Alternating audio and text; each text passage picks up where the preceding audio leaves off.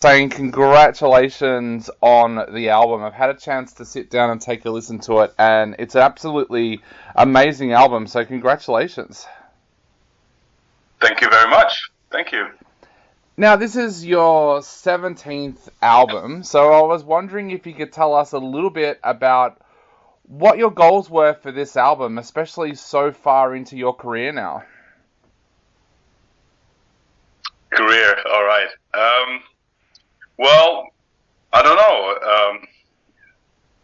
It's hard, it's not really a good PR bit to say it's just another album, right? Basically the work just continues, and for me, it's always interviews are always tricky because I'm on to the next canvas now, and so trying to remember what it was like all these months ago to work on this one, because to be honest, this was finished a long time before it was released, because we had some legal issues and Corona stuff and blah blah blah. So it's been a while in the making. So this was done before the war even started. So So I don't know. I guess the main difference in production was that I concentrated with my colleague Tom on using analog synths. Yep. Yeah. What was the question? Just like, did you have any goals going into the album? Like, was there anything you wanted to achieve with this album? It sounds like you wanted to experiment with some different sounds this time around. Yeah, I mean, you kind of try to set some ground rules for the playground so that you don't repeat yourself too much. So narrowing things down to, only allowing yourself to use, X amount of different instruments, or just like all instruments in this certain vein. And this was certainly the goal, to kind of try and, okay, what would Rome sound like? Would we have to limit ourselves to, to all more like electronic elements? And I think that was the starting thing. I wouldn't try to record too many tracks with like organic kind of percussion and that sort of stuff, which I'd done a lot before. So here it was just trying to create our own version of the 80s, I guess. Did you find that exciting to be able to try things like the synths and more electronica sound? Was that something you found exciting, or was it kind of scary for you at the same time? No, nothing scary. I mean, just trying to keep Rome still, to try and still keep its identity intact. I think that was always, at the back of your mind, that you don't, venture too far into someone else's territory. But no, it's been good fun. It's as a musician, anytime somebody hands you a different instrument, you kind of feel like a whole new world opens up to you, and you can really. I mean, this is certainly what happened to me. You kind of start afresh, and the new instrument is just like a completely new playground. Because in the end, everybody has just like one song to sing, and you just try to come up with different versions of that song. So over 17 albums, I've written a couple of versions of the one song that I'm singing. So a new instrument can work wonders. Yeah. You mentioned that you started working on this album before the war. Were you working on this album during the pandemic, or did it even start that work before the pandemic as well? Well, it's all kind of blurry now, because one album sort of bleeds into the next one, and there's like different projects that go on during the same time. Like right now, I'm working on Dublin Session 2 with my friends in Ireland. So whenever I'm there, which is not too often, I work on that.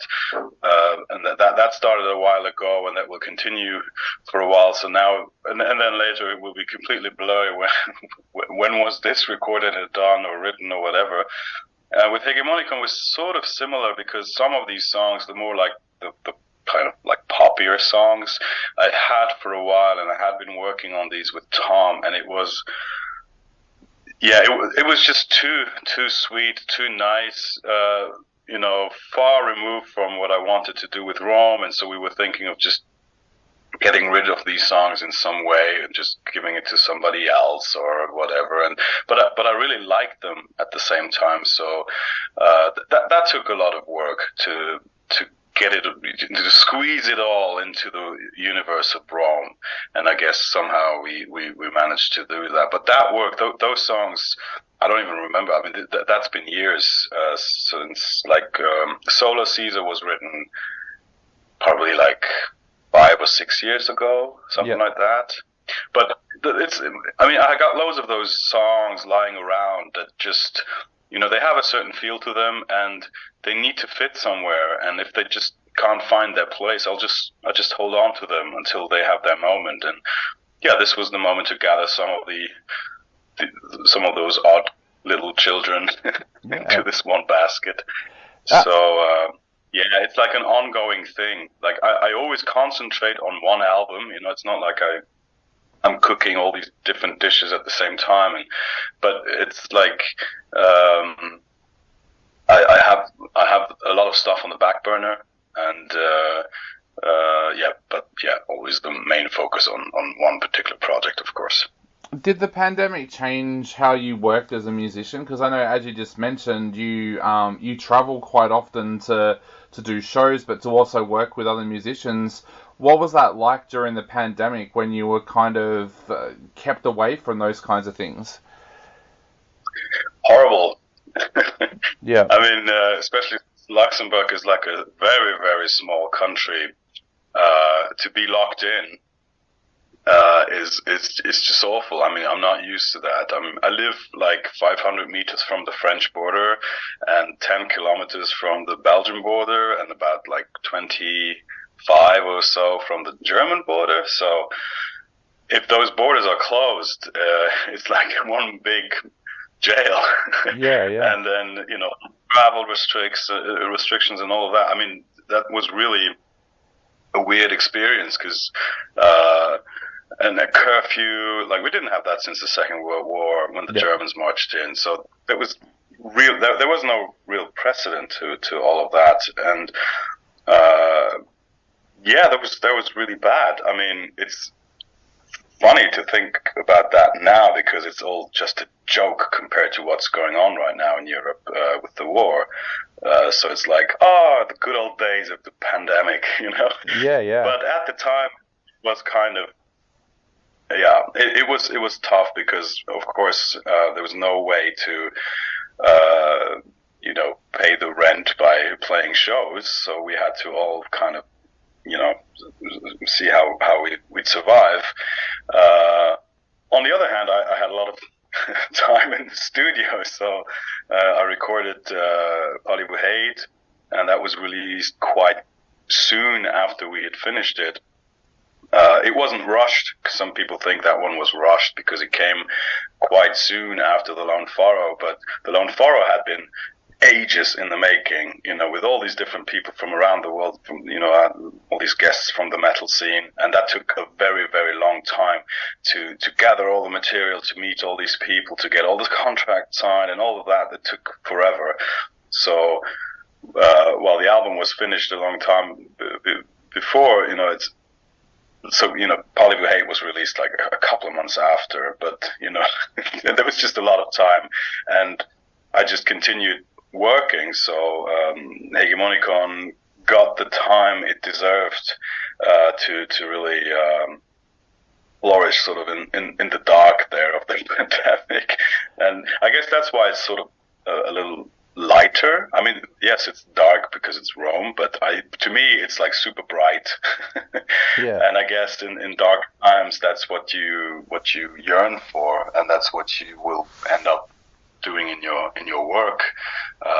You sing about what you need and what you don't see around you, and what you're kind of craving. So yeah, it's as usual a mix of different influences from inside and outside that yeah end up being what it is.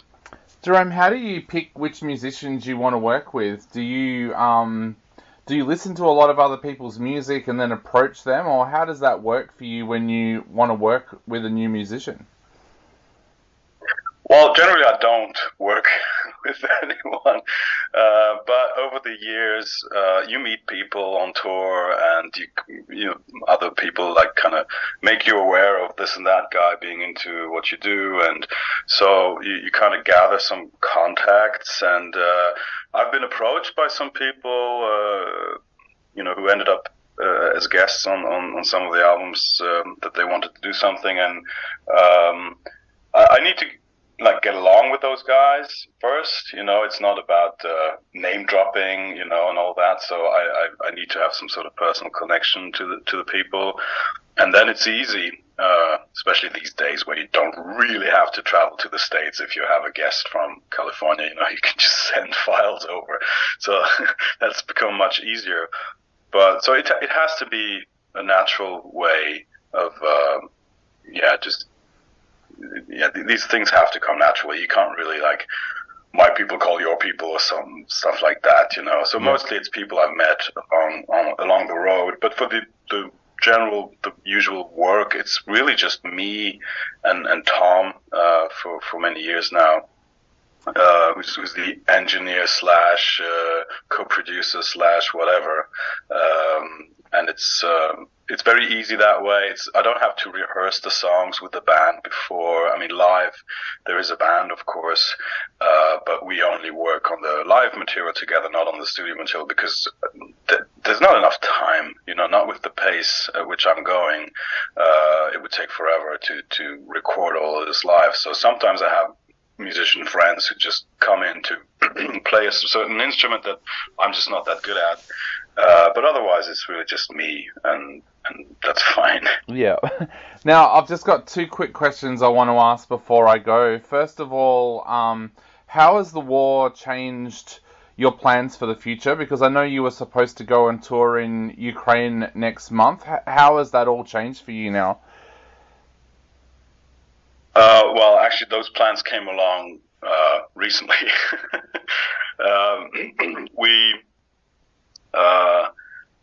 I had these shows planned a year ago in February, and it was solo shows in Kiev and Odessa. And those shows had been postponed like twice before because of the pandemic. And then when Russia started moving troops to Belarus, and everybody's kind of, you know, waiting with bated breath, like what's going to happen. I was strongly advised to not go because apparently there was this invasion coming and all that, but I didn't really think that, you know, Putin would be so stupid, to be honest. And from all of my contacts I had, they kind of felt the same. Like, no, it's going to be fine. He's just, you know, trying to bully his way into whatever. But, well, anyway, I ended up playing those shows, and this was like 4 days before the invasion, so, yeah. So after that, for a while, of course, we thought, well, this is going to be it. I'm glad I did those shows now, because I probably can't go back anytime soon. But it's rather the other way around now that we try to play there as much as possible to support the friends we have there, and to keep people aware in the western part of Europe that, you know, what's going on in the eastern part of Europe. Yep. And so we are going next month. I mean, unless now it's the same thing again. They're talking about, you know, a second attempt at that invasion of Kiev these last few days. I've heard more and more reports about that, you know, but same thing again. They're not really thinking it's going to happen because they don't have the manpower right now, and it's probably just maneuvering. But you never know. for now, things will just go as planned. I hope anyway that we're scheduled to play 2 shows there in mid-February. But of course, we'll have to make a judgment call like a day before or two when we're already on Ukrainian territory and see if we're going to continue the travel onwards to Kyiv or if it's too dangerous. But I think we'll be fine. We'll see. Definitely. Famous last words. Yeah. Well, mate, we're going to play Solar Caesar on our show right now. So what would you like to say to everybody out there, not only before they listen to this amazing track, but before they go out and listen to the album as well? Well, I love that track. It's really... I rarely say this because it's a bad idea to single out one of your kids, but I really love that track, and I'm very happy how it turned out. And it kind of set the tone for the whole album because this was the first one I worked on. So I'm very proud of that one, actually. So enjoy.